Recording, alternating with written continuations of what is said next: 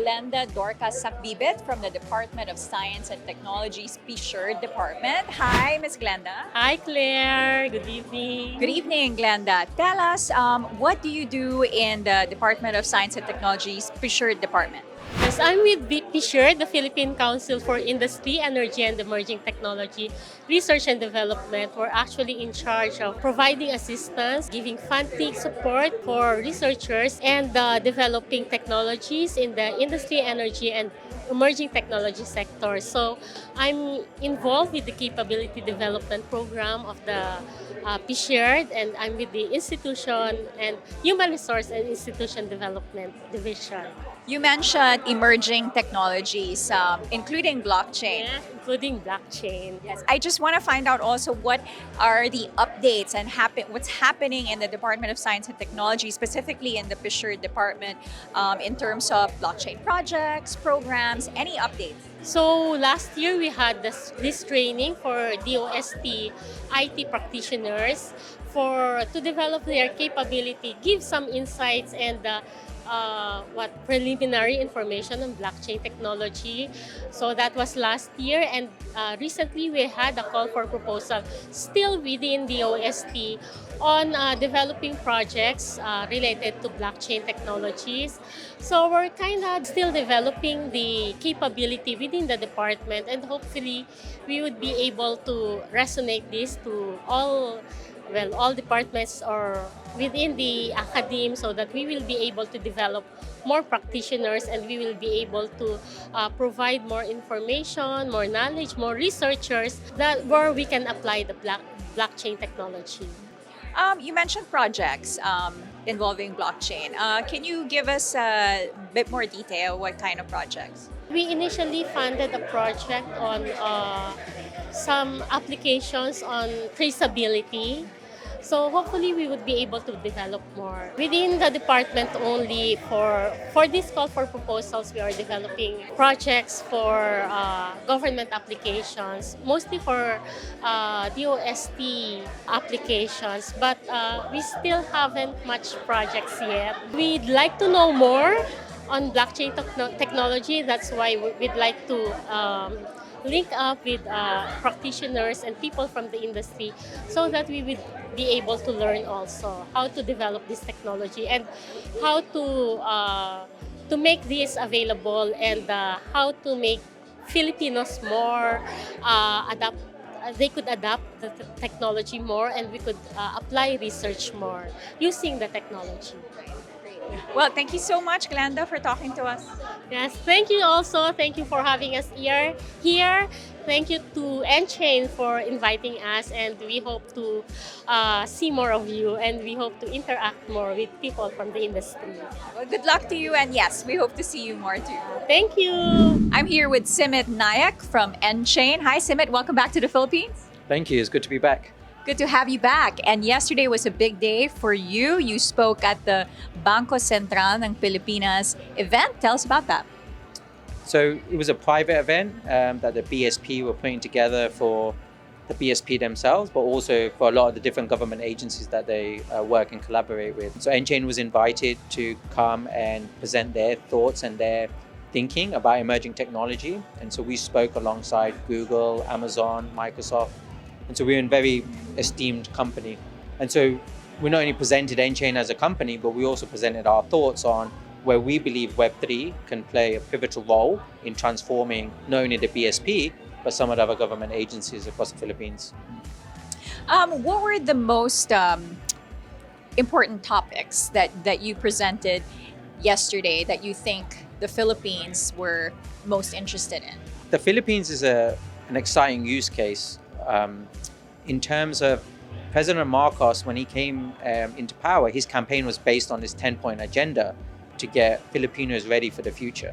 And so we had this 10-point agenda for us to use as a framework to then figure out, well, what role does technology play in being able to help President Marcos and his cabinet in achieving some of those priorities. So things from making sure healthcare is available for all, food security, how we can drive financial inclusion, how do we increase some transparency around decisions governments make in terms of things like PPP, and also how you improve transparency between accessing services between citizens and governments themselves. And so having this 10-point agenda meant that we were able to kind of construct a narrative and a story around that, and then start to explain how technology plays a fundamental part in being able to deliver those.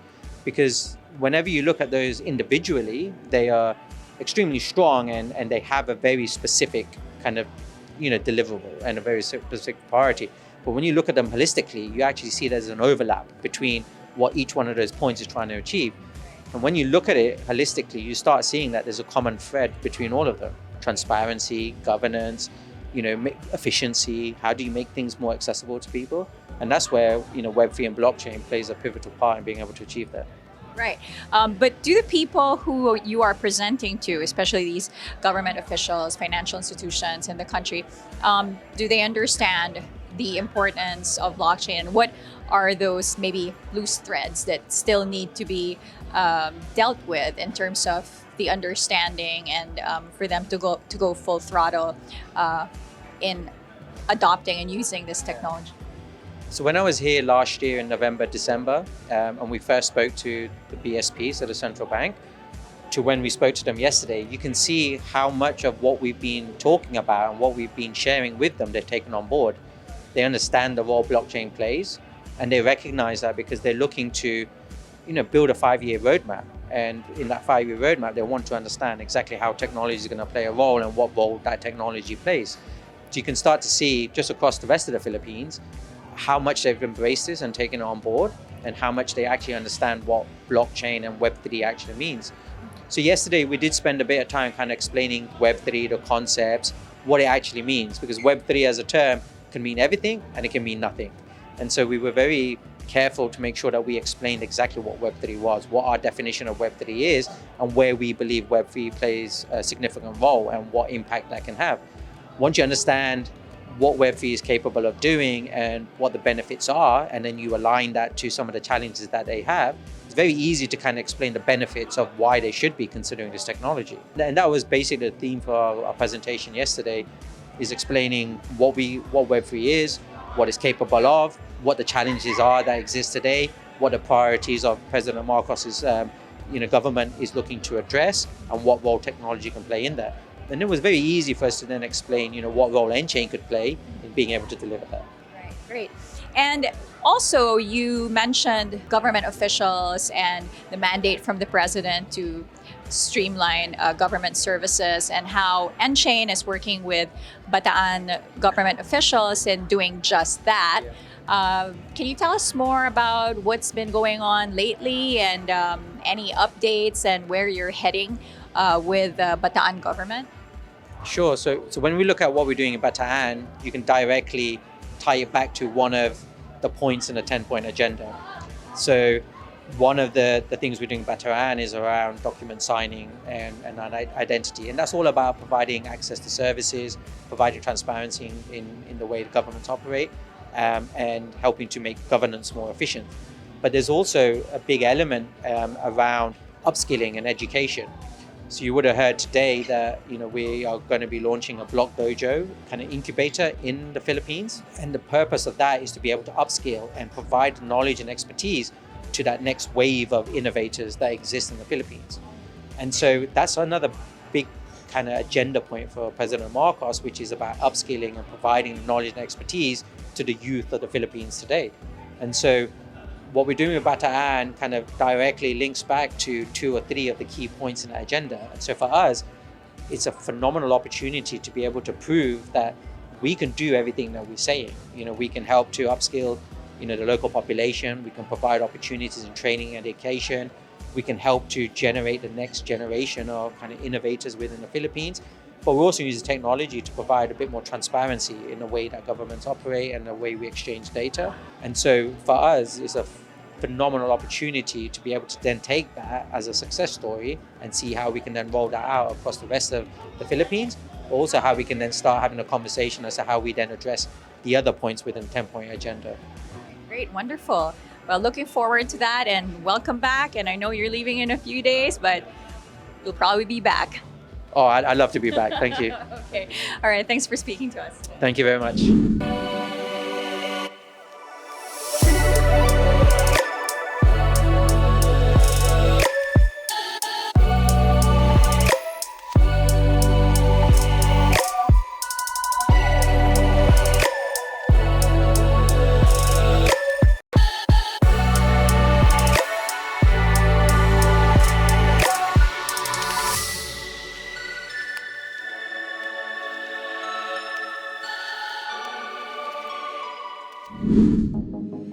Bitcoin mining, Bitcoin wallet, blockchain, stablecoins, MetaNet, the evolution of money. Everybody is talking about Bitcoin today, but what exactly is it? Learn the basics from experts. Learn what Bitcoin is, how it works, and why it matters. Blockchain 101, your ultimate guide to the fundamentals of blockchain.